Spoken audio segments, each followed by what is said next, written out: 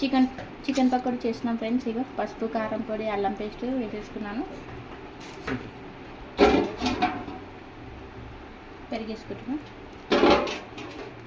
పెరిగేసుకోవాలి. Chicken masala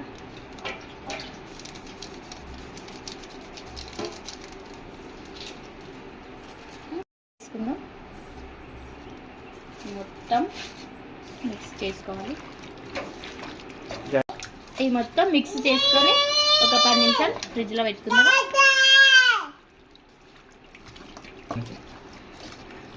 పాప అరుస్తూ ఉంది సైడ్ నుంచి.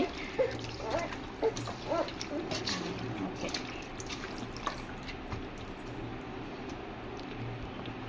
మిక్స్ అయింది కదా, దీన్ని తీసుకెళ్ళి 10 నిమిషాలు ఫ్రిడ్జ్లో పెట్టుకుందాం. ఫ్రెండ్స్, నూనె అయితే వేడైంది, వేసేసుకుందామా.